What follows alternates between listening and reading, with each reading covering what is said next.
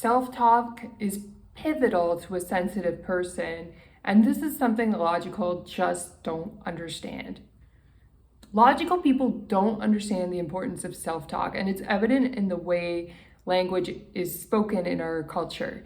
Think about people who say things like, oh, this will never get any better, or my life is hell, or this child is just driving me crazy. When people say negative things like that, logically, they think there's no harm in it.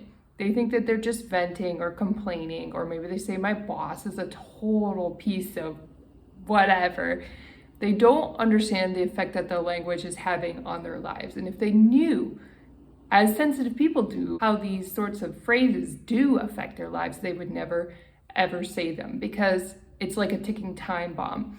Whenever you implant negative messages in your mind, they start manifesting on the outside. That's why things like affirmations, meditation, and saying really kind things to yourself in a written diary or in visualization can become pivotal to your success as a sensitive person. We understand that as sensitive people, but logical people don't always get the same programming. They don't get the same message. They believe that their self-talk doesn't matter, because logically it can't really do anything to you on the outside, right?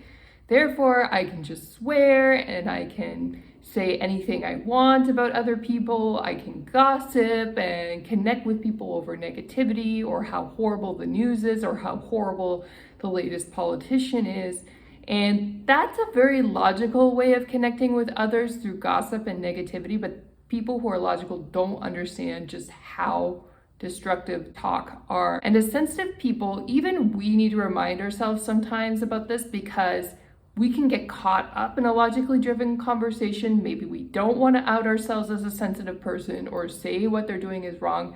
Sometimes it can be wise to blend in. If you're in mixed company, you don't really know how violent or how angry people are, it's better to not confront them. But having said that, if we get into the habit of always being passive and never confronting people on negativity, what happens is we start living that logical negativity ourselves, and then we have to work to clean it up and get rid of it. Not only does talking about negative events affect our mindset, but by extension, images in the media that we don't match up to, say, for example, a size 0 is constantly displayed. When we don't have that same body that we see portrayed visually on TV, something as subtle as that can become a negative imprint on our consciousness too. We don't say as babies that we're not good looking enough. It's only after we hit a certain age and we're consuming lots of online media or TV that we start seeing these bodies, and even video games that are 3D generated and obviously don't reflect real life, or anime, if they keep projecting these types of really skinny bodies, can have a negative imprint on our minds. And it's not even good for the opposite sex observing, because then they develop expectations that aren't really good for them either. Then on top of that, you may go to a gym class where you have a gym teacher, or you may encounter a personal trainer at the gym who embodies these standards that come from television or anime or video games, who thinks in order to be fit, you have to be a size 0. And it's not professional if you're a bigger size. That can further perpetuate these myths when it's simply not true. It all has to do with your muscle tone, the foods you eat that are nutritious, and your ability to perform specific types of tasks that make sure you have good structural integrity in your body, so you're not just too strong in one area and too weak in another, for example. That's true fitness. It's not having anything to do with the size that's portrayed in media. And in fact, those people who are those size could be very unhealthy, but only appear healthy because of makeup, clothing, and lighting that is portrayed on the TV. Logical people will see these images, however, and assume that that's the standard of health. They assume that's the standard of wealth as well, and they don't ever stop and question. They only pursue the outside superficial qualities that make them appear healthy and wealthy, but what they're chasing isn't the real thing. It could be something fake that actually leads them spiraling down a negative path where they lose their wealth and lose their health. And why? It's because they're spending their time and energy chasing a standard that isn't even really real in the first place. That doesn't mean, by the way, we don't work out as sensitive people. What it means is we tell ourselves good things, that we're beautiful the way that we are. If we believe that we're beautiful, everyone else will believe it too. And we do work on our fitness.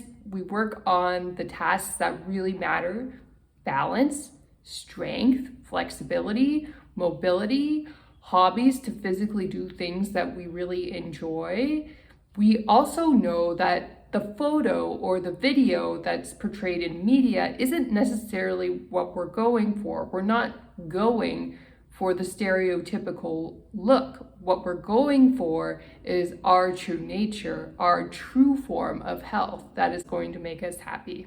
This health also applies to work. We're not going to beat ourselves up over little details that we can't control at work. If somebody doesn't like us, or if somebody believes that we're not doing a good job, we show up and do the best that we can. We're committed, we're not lazy.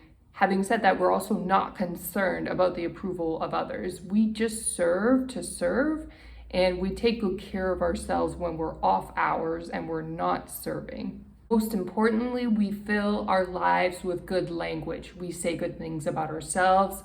We praise other people. We look for the best in others. If somebody is really hurting us, we have the courage to walk away and not engage in those relationships. We only engage with relationships that really matter and that really give us joy and pleasure, that we can say good things about. And if there is somebody we have to deal with at work that isn't the most pleasant, or we have another obligation where we can't get away from them, we still don't engage in negativity.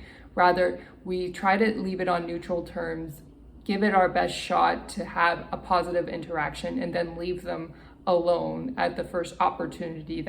We can stand up for ourselves when the opportunity arises. Having said that, we're not looking for any opportunities to be aggressive. Rather, we prefer to leave people alone with their own karma. If they're a negative person, their own karma is going to be heavy enough for them to deal with. We don't really have to punish them or do anything dastardly to them. Living their lives is punishment enough.